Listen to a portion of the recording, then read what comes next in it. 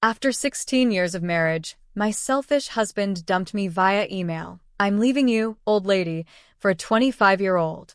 Moving to another state and draining your bank account. I laughed, replied good luck, and waited. Minutes later, his world started crumbling, and he never saw it coming.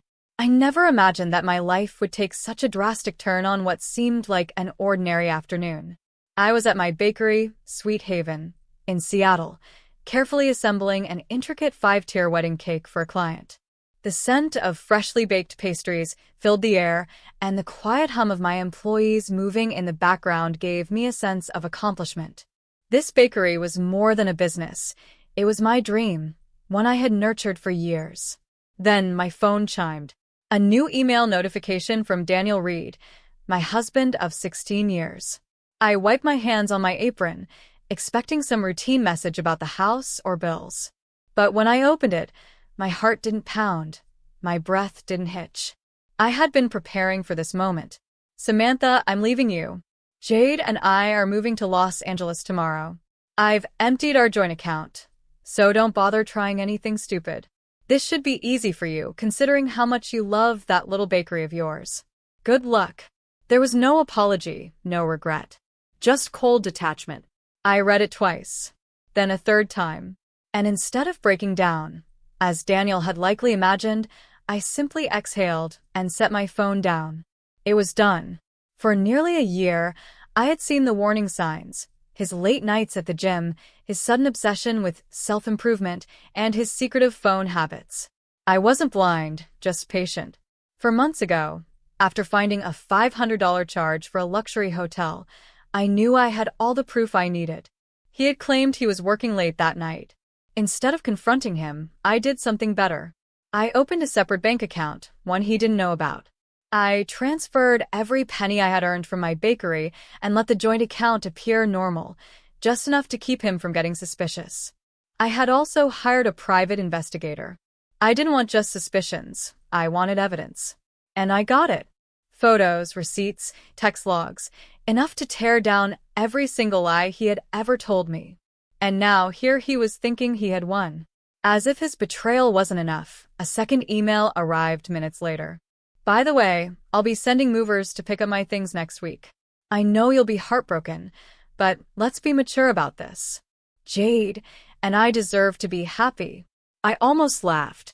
He thought I'd beg? I glanced at the clock. 4 p.m. I finished decorating the wedding cake, ensuring each delicate sugar flower was perfectly placed. When my client arrived at 5 p.m., I smiled warmly, chatted about their big day, and handed them a cake that would be remembered for years. Daniel thought he had broken me, but I was still standing. As soon as I locked up the bakery for the day, I pulled out my phone and dialed a number I had saved under Plan B. It's time, I said simply. My lawyer, Rachel, had been waiting for this call. I'll file everything first thing in the morning, she replied. You're going to love what we've prepared. Oh, I already did. Daniel thought he had taken everything from me, but he had no idea I had outmaneuvered him months ago. That night, I poured myself a glass of Cabernet Sauvignon, the expensive kind I had been saving for a special occasion. This counted. By the next morning, the chaos had begun. At exactly 7:30 a.m., my phone buzzed with one missed call after another. Daniel. Then another name popped up, his mother, Margaret Reed. I let the calls go unanswered and checked my emails instead. A flurry of furious messages from Daniel filled my inbox. What the hell did you do? The airline says our tickets were canceled. Jade and I can't check into the hotel. Our reservation disappeared. Call me. Now. I smirked. Oh, Daniel. You should have read the fine print. I had reported his fraudulent charges to the credit card company, who immediately canceled the bookings. No flight, no 5-star hotel. By the time Daniel finally got through, his voice was shaking with rage. You vindictive little. What did you do to our money? I let the silence stretch before answering, my voice calm. What money, Daniel? There was a pause. Then his fury erupted. You stole from me. No, I corrected. I protected myself.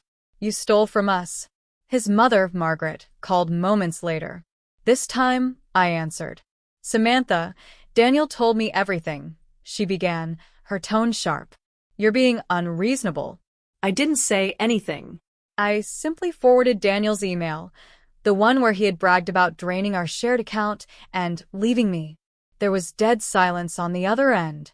Then Margaret muttered, I didn't know he actually admitted it. I think we're done here, Margaret, I said before hanging up. At 8 a.m., I received another call. Rachel, the emergency hearing is set for next Monday. We have more than enough evidence to freeze all shared assets. Perfect, I replied.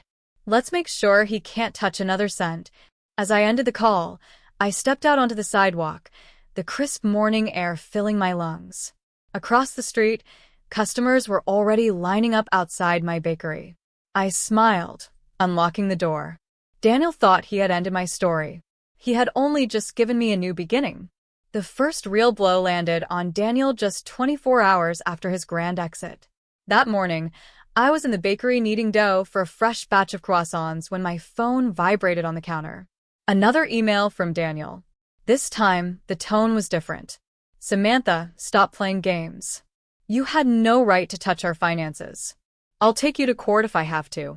I don't want to get ugly, but you're forcing my hand. I smiled. He had no idea that I had already forced his hand. By the time he had typed out his threats, my lawyer had already frozen all shared assets under a legal injunction. Daniel couldn't withdraw a single dollar more. A few minutes later, another email arrived. This time, it wasn't from Daniel, it was from my private investigator. Confirmed. Daniel's credit cards have been maxed out for months. His bank account is nearly empty. He's made several failed attempts to apply for new credit. Also, Jade's social media posts indicate frustration. She expected a luxury lifestyle and is currently staying in a budget motel. More updates to come. I took a slow sip of my morning coffee. Daniel was officially drowning, and I was about to watch him sink. By Monday morning, I was sitting in court, wearing my best navy blue suit, ready to finalize Daniel's downfall. He arrived 15 minutes late, looking disheveled and exhausted. His expensive blazer was missing, replaced by an old jacket that didn't fit quite right. Jade was nowhere to be seen. I had a feeling she had already realized her mistake. His lawyer, a man who clearly hadn't had enough time to prepare, stood and tried to argue that Daniel had a right to half of my bakery. Your Honor, my client contributed to this business financially and emotionally. It was a shared marital asset. My lawyer, Rachel, didn't even blink. Your Honor, we have full documentation that the bakery was founded entirely by my client, without any investment from Mr. Reed. Furthermore, we have financial records showing that Mr. Reed referred to the bakery as a hobby and discouraged my client from expanding it. Rachel tapped a thick file of evidence. Receipts, tax filings, business contracts, all under my name alone. The judge turned to Daniel. Do you have any documented proof that you financially contributed to the bakery, Mr. Reed? Daniel shifted uncomfortably. I supported her. Emotionally. I was there. The judge raised an eyebrow. Emotional support is not financial contribution. Your claim is denied. And just like that, Daniel lost his last hope of taking anything from me. But the final humiliation was yet to come. Rachel stood again. Your Honor, my client has also provided evidence of Mr. Reed admitting, in writing, to draining their shared bank account, an action that constitutes financial misconduct under Washington state law. She handed over printouts of Daniel's emails, the ones where he had mocked me for emptying our account and bragged about moving to Los Angeles. The judge scanned the pages. Mr. Reed, do you deny these statements? Daniel's lawyer shifted nervously, but said nothing. The judge sighed. Due to clear evidence of financial misconduct, all remaining shared assets will remain frozen. Additionally, Mr. Reed is ordered to return the withdrawn funds within 48 hours. Daniel shot up in his seat. That money is gone. You can't just demand I magically replace it. The judge's face remained impassive. Then I suggest you find a way, Mr. Reed. That is not my concern. I glanced at Daniel just as realization dawned on his face. He was broke. His plan had failed. He had nothing. And I had won. By the time the hearing ended, Daniel had lost everything he had schemed for. His mother, Margaret, had been in the courtroom the entire time and had watched the entire disaster unfold. I expected another phone call from her, but none came. Maybe, just maybe, she was finally realizing what kind of son she had raised. But Daniel? He wasn't done. That evening, my phone buzzed with another email from him. "You think you're so smart? You won't get rid of me that easily. I have copies of all your bakery records. I can prove I was part of it. We're not done." I smirked and forwarded his email to Rachel. Her response came minutes later. Good. More evidence of his desperation and false claims. "He's making this too easy." Daniel had always underestimated me. He thought I was fragile, dependent on him. But now he was the one with nothing left. I didn't have to dig for information. Jade was making her complaints public. The once proud, flashy 22-year-old, who had thought she was trading up for a glamorous life, was now posting vague, bitter Instagram stories about betrayal and bad decisions. Be careful who you trust. Some people only pretend to be successful. I almost felt sorry for her. Almost. She had made her choice. And now, like Daniel, she was living the consequences. Meanwhile, I had bigger things to focus on. The bakery was thriving. Customers had started showing up in larger numbers, many of them whispering about my legendary divorce. Some even bought extra pastries just to support me. My ex did something similar, a woman confided while paying for a dozen cupcakes. Thought he could leave and take everything. Men like that never expect us to be smarter than them. She winked before leaving. She was right. Daniel never saw me coming. And I was just getting started. Daniel's desperation only grew after the court ruling. He had lost access to my bakery. The money he had stolen was now a legal matter, and his grand escape to Los Angeles had turned into a complete disaster. I knew he wasn't the kind of man to admit defeat. He would try to twist the situation, rewrite history in a way that made him the victim. And that's exactly what he did. The first sign of his unraveling came in the form of a message from a mutual friend, Lisa. She owned a coffee shop a few blocks from my bakery and had always been friendly with both of us. She texted me late one evening. "You won't believe what Daniel is saying about you," she wrote. "He's telling people you tricked him, that you had this planned all along." I couldn't help but laugh. Of course, he was trying to make himself look like the poor, blindsided husband. He wasn't just a cheater and a thief. He was a liar who had never been able to accept responsibility for his own choices.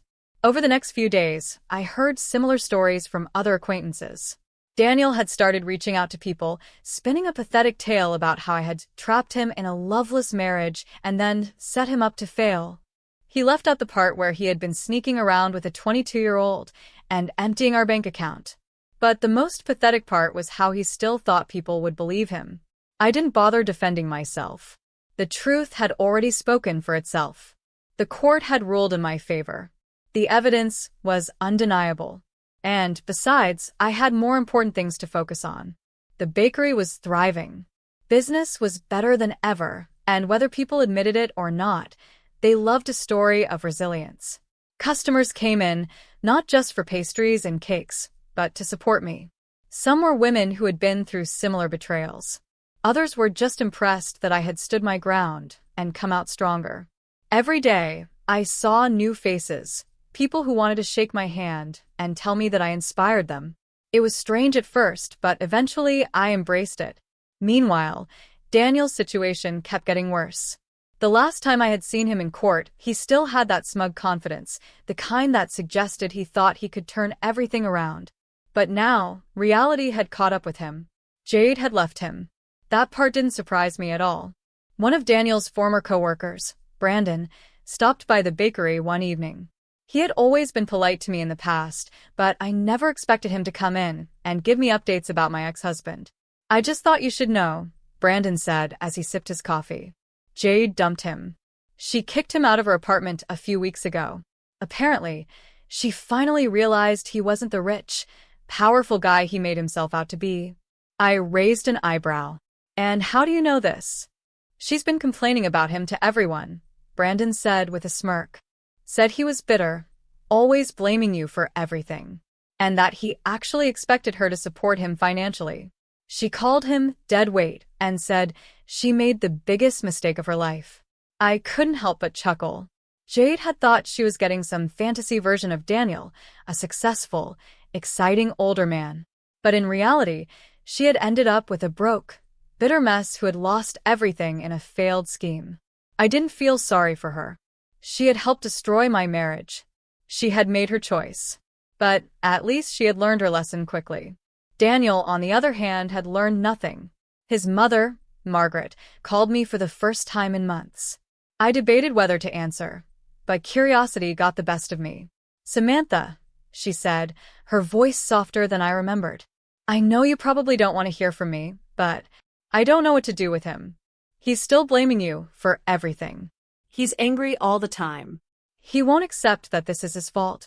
I didn't respond. What was there to say? "He's still living here," she continued, almost as if she was embarrassed. "He lost his job. The company found out about his relationship with Jade, and they let him go. It was a violation of company policy, apparently." That part surprised me. I hadn't expected him to lose his job entirely. I thought maybe he'd be demoted, maybe passed over for promotions, but fired? That was worse than I expected. "He's trying to fight it," Margaret said. "Says it was unfair. He even tried to claim age discrimination. But they're not budging." I sighed, shaking my head. "I don't know what you want me to say, Margaret." She hesitated. "I guess. I just wanted to say I'm sorry. I should have believed you from the beginning. It wasn't much, but it was something." After we hung up, I sat at my desk in the back of the bakery, staring at the framed screenshot I had kept. It was the last email Daniel had sent before I blocked him. "Enjoy your little bakery. At least it'll keep you busy in your old age."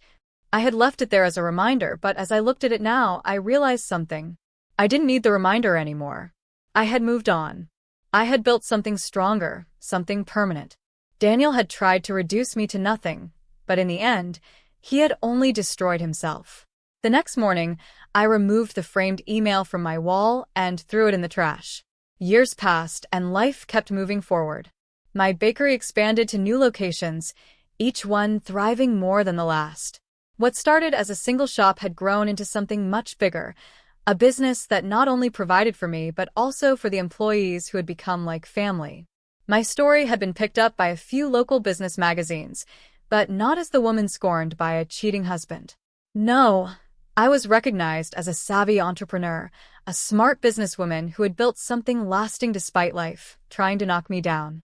I had long since stopped thinking about Daniel, but every now and then, news of him found its way to me. Through mutual acquaintances, I learned that he had finally moved out of his mother's house, though not into anything impressive. He had rented a small apartment above a garage in a not-so-great part of town. His finances were still a mess. After losing his job, he had struggled to find stable work. His attempt to sue his former company for wrongful termination had failed spectacularly, leaving him with nothing but legal fees he couldn't afford to pay. He had also tried to revive his dating life, but that didn't go well either. Women his age weren't interested in a bitter, middle-aged man still talking about his glory days, and younger women weren't fooled by his outdated attempts at charm. Jade had apparently warned her friends about him, even sharing old messages where he had desperately tried to win her back after she left. I wasn't surprised. He had thrown everything away, and for what? A fantasy that didn't even last a year? He had underestimated me, convinced himself I would crumble without him. But the truth was, I had never needed him. One afternoon, as I was preparing for the grand opening of my 5th bakery, something unexpected happened. Jade walked in. I recognized her immediately, though she looked different, less confident, less sure of herself. There was no designer handbag on her arm this time, no flashy jewelry. She stood by the counter, hesitating for a moment before finally approaching me. "I owe you an apology," she said, her voice softer than I had ever heard it before. I didn't say anything, just waited. "I believed everything he told me," she continued. "He said you were controlling, that you didn't support him, that he felt trapped with you. But then he did the same thing to me. The lies, the manipulation, the excuses. And when things didn't go his way, he blamed everyone but himself. I nodded, as if I had heard this story before, because I had. I thought he had big dreams, she admitted. I thought I was part of something exciting. But he never actually wanted to build anything. He just wanted to run away from responsibility. That I understood more than anything. She sighed. When you froze the accounts, he thought he could live off me, just for a little while, until he figured things out. But 2 weeks in, he was already complaining about my apartment, telling me I should take out a loan for a bigger place.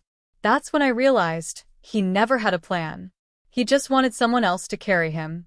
I almost laughed at how predictable Daniel had been. I guess I just wanted to say, Jade added, you didn't deserve what he did to you. For the first time since she had walked in, I truly looked at her. She had been young, naive, blinded by the fantasy Daniel had sold her. And now, she had learned the same lesson I had, but in a much shorter time. He was always chasing an escape, I told her. I was too busy building a reality. She gave a sad smile, nodded, and left. That was the last time I ever saw her. By the time the bakery's grand opening arrived, I was no longer the woman Daniel had walked away from. I was standing in the middle of a thriving business, surrounded by employees and customers who believed in me. I had built this with my own 2 hands, with my intelligence, with my patience. This was mine. A few weeks later, I got one last update about Daniel, though it came in a way I never expected. Margaret showed up at one of my bakeries unannounced. She looked put together, dressed in one of the designer dresses she had bought from my store years ago. I hadn't spoken to her since the divorce. She ordered a coffee, sat down at a corner table, and after a few minutes, motioned for me to join her. I saw Daniel the other day, she said, stirring her drink slowly. He's still talking about his glory days, still telling people he was blindsided by the divorce. But he doesn't understand. He didn't lose everything in the divorce. He threw it away. I didn't respond. There was nothing to say. She took a deep breath, setting her spoon down. I just wanted to tell you you were right. About everything. And I'm sorry I ever doubted you. I gave her a small nod, and that was it. I never heard about Daniel again. I never looked him up. Never wondered where he ended up. He was nothing more than a footnote in my story. And as I stood in my office that evening, looking at the framed quote hanging on my wall, the one that read, "Success is the best revenge," I knew, without a doubt, that I had won. Not by destroying him. Not by getting even. I won because I built something real. Because I never let him take away what mattered most. Because I had always been stronger than he ever realized. And that was all the closure I needed.